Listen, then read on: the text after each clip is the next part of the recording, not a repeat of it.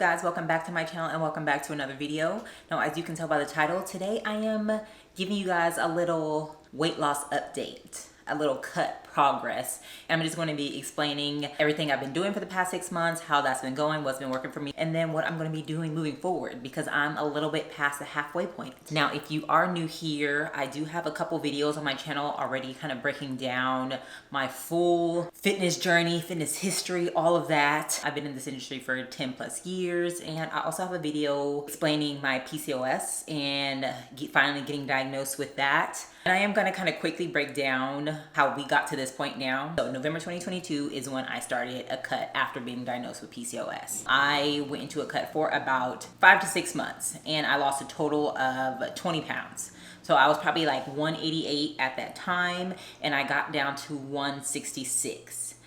I have a video on that as well, which I will link if you want to watch that and see how I lost the 20 pounds the first time. After that cut, it brought me into the summer of 2023. So last year, literally a year from this point, I was at the lowest I've been in a very long time and I was chilling. But I realized I didn't necessarily like where I was at that weight.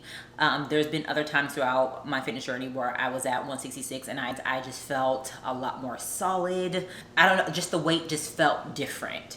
And so I decided to go into one final bulk, one last time, with the goal of trying to put on as much muscle mass as I possibly could. So from summer of last year all the way into January of this year, 2024, I was bulking. Okay, now I did not document that part. You guys, if you've seen my videos all through that time, I was just lifting weights. So I posted a lot of full week of workouts and all of that, and I was still sharing my full day of eating, but I was just eating in a calorie surplus, which is very easy for me. It's very easy for me to eat more calories. I end up bulking a little too hard.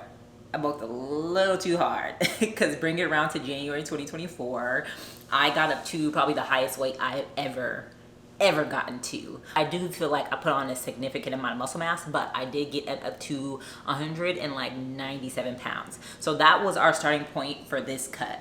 Started around 196, 197. And here we are 6 months later and down 24 pounds. Okay, we're down 24 pounds. I am now at 173. I had said I wanted to lose about 35 pounds, but actually I put a goal for myself to lose 42 pounds. So we just got 18 more to go.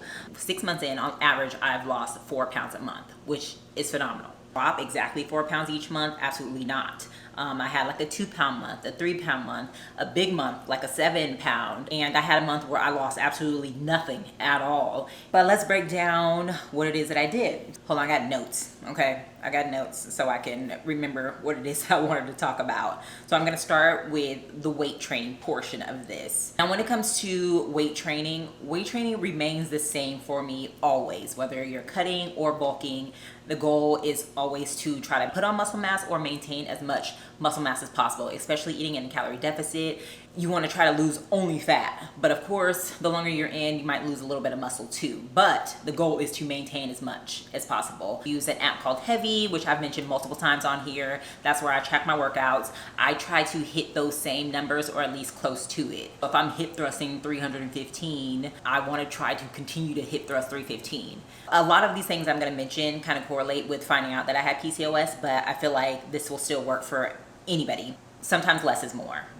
Less is more. I was always someone who went to the gym 6 days a week, sometimes 7 days a week, and that was just not helping my body at all. Now I only go to the gym 3 to 4 days. So on a good week, I'll go 4, but other times I'm still lifting 3. I'm doing like 2 lower bodies, 2 upper body, or 2 lower body days and 1 upper body day. And when I'm lifting weights, I rest in between my set. Like I get rest. I take my break. I wait for my heart rate to come back down before I continue on. Lastly, I want to talk about when it comes to weight training and what it is that I was doing. Majority of the time, I was lifting weights the standard leg day, I guess you would say. The standard leg day is what I was doing. But there was 1 month within that 6 month time frame where I did circuits only. Dumbbells and kettlebells, that's all I did. I went to the gym 4 times and my workout was only, outside of cardio, my workout was only 30 minutes. I would pick 6 exercises 2 upper body, 2 lower body, 2 abs. So they were always full body circuits, and I would just do a few rounds. I did that for a month. That actually ended up being the month where I lost the most amount of weight. So stay tuned for that, because I'm gonna post a video this month, because I'm kind of in the same boat where I just don't feel like, I don't feel like hip thrusting. I don't feel like doing leg press. I don't feel like doing any of that. So I'm gonna go back to my circuits. I'll go to the full body circuits until I feel like I wanna start lifting weights again, and then I will go back to lifting weights.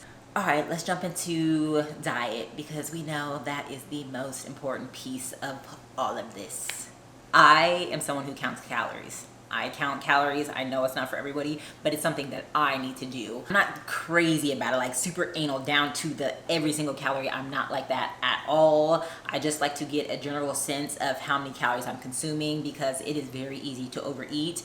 It's very easy for me to overeat. I'll link the website. I've mentioned them multiple times as well. I use the TDEE website to put in my weight, age, all of that, and then it gives you a calorie range, and then you can go from there. But I was eating around 2,000 calories, and then it slowly declined. Now when I say slowly declined, over 6 months I've only dropped about 200 calories. So I started at 2,000, now I'm eating around 1,800. Don't go dropping your calories like crazy, okay? As long as you're still losing weight, you don't have to cut the calories at all. I personally will never go below 1,700. So if anything, I'll just start to add more cardio and all that, which I'll talk about later. I usually eat the same things for the entire week, like the first day of the week, and kind of play around with those calories so I can see what that portion size looks like. And then the rest of the week I kind of already know. But there are certain things that I still, no matter what, will measure out just in case. Like if I'm having dressings or olive oil, I will input and count. So I use the TDEE website to figure out my calories, and then I use MyFitnessPal to log it. Let me discuss something else that helped when it came to eating in a deficit, because anybody with insulin resistance know, or if you have PCOS, the food noise. Ugh, the food noise. Constantly thinking about food all the time, and being hungry like right after just eating. Like the food noise is the hardest part. A couple things that helped with the food noise was, one, training less. So when I say less is more, obviously if you're working out super hard and super intense multiple days a week, guess what? You're gonna be hungrier. And it's gonna be harder to stay in a deficit when you're training like crazy. So by reducing my exercise to 3-4 times a week, I also wasn't as hungry. So that helped with staying in a calorie deficit. Another thing that helped me was spacing out my meals. So having bigger meals and then spacing them out. I know some people are good with the smaller meals, like the 5 meals broken up throughout the day. That just doesn't work for me. I'll have like my breakfast and then wait hours before I have my lunch, and then hours before I have my dinner, and then just having bigger portions. Because I feel like if I'm just constantly, oh, it's time to eat again, it's time to eat again, I'm just constantly thinking about food. So yeah, spacing out my meals helped me. I know some people like to intermittent fast. That's not me, and not something I technically recommend, especially if you're a binge eater. I do not recommend fasting. And then plus, I think with PCOS, there's so many studies done on it. Waking up and having protein first thing in the morning is super beneficial to helping regulate your insulin. So I do not fast. I wake up, and if I'm not hungry, I will still have at least a protein shake to get my day started. And then also, it's very easy for me to stay on a diet, I guess I would say, because I don't remove any food groups. There is nothing that is off limits to me. Do I limit what I have? Absolutely, because it pretty much comes down to calories. But I still was drinking. I still went out multiple times. It's not something I do often at all, but I still eat fast food. We eat fast food way more than we should be eating fast food. But those things I still have. I just factor into my calories for the day. Also, stay tuned for that. I am going to be posting a full day of eating fast food edition. It helps not feeling like you're on a diet when you don't remove things. Just limit how much you're having, okay? And don't have it all the time. All right, to discuss the last piece of this puzzle, cardio. We gotta get this weight off. Cardio is important, okay? Cardio is important for multiple reasons, heart health, all of that stuff. And it's good for you, it feels good sometimes. That's another way to get into a deficit. So obviously eating in a calorie deficit is one way, but to increase the deficit, exercise and cardio adds to you being in a deficit. So that's why I say when I won't drop my calories down too low. If anything, I will just move more. But this is what my cardio looks like. When I first started, all I did was walked. And I was just walking around my neighborhood. And it was just like a casual, like 30, 45 minutes, nothing intense at all. So it was very easy to continue to do because it wasn't putting any extra stress on my body, or I wasn't like super tired. I did that for about 2 months. Then I started to walk on the treadmill. So I was doing the incline walking. I probably was at like a 5 to 7 incline. I was walking at like a 2.2, and you know, did it for 20, 30 minutes. And still every once in a while, I would still walk outside.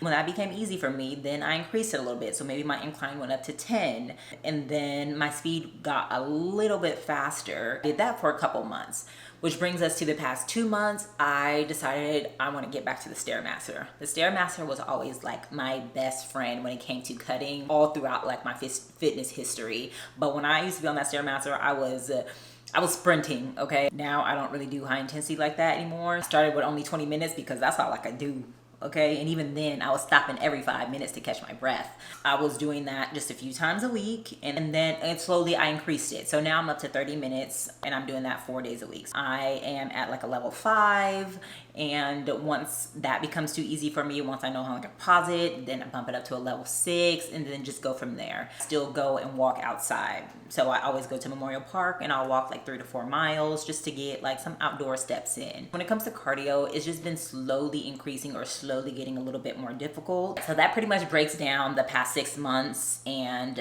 everything that I've been doing. Now let's talk about what I'm gonna be doing moving forward to get these last 18 pounds off, because this is where things start to get a little bit more challenging. Want to step it up a little bit more. So as I mentioned, I was losing on average like 4 pounds a week by my birthday. So my birthday is October 16th. I would love to have reached my goal by my birthday, earlier if possible, even better. But that is my timeline that I'm trying to get at. So even if I can lose like 5 pounds each month and then get the last 3 off in October, would be phenomenal. So I will be locking down a little bit more on my diet. I don't really have anything planned, no drinking, no outings or anything like that. So it'll be easier to kind of stick to it. You know, remain in that deficit much longer. Training will stay the same. I will still be going to the gym 3 to 4 days a week. Like I mentioned, I am going to be doing a little bit more circuits, but I might pop in a leg day or a back day here and there if I'm feeling like it. So I really just kind of listen to my body what I'm feeling like that day. If I'm like, hey, I don't have an hour and a half lifting session in me today, I'm just gonna do a 30-minute circuit. Cardio, as I mentioned, will remain the same. So it'll be 4 to 5 days. And we're gonna stick there, 30 minutes on Stairmaster, and then the like hour walking outdoors. Calories, around 1,800. What else? Is that it? I think that's it. That is a wrap on this video. Thank you so much if you made it all the way to the end. If you have any questions, make sure to leave them down in the comments, and I will try to get to everybody. And check the description box for all my past videos. If you haven't seen them, I will link those as well, so you can go and take a look at those. Let's get these last 18 pounds off, okay? So I can be done with this cut. I will see you guys in the next one.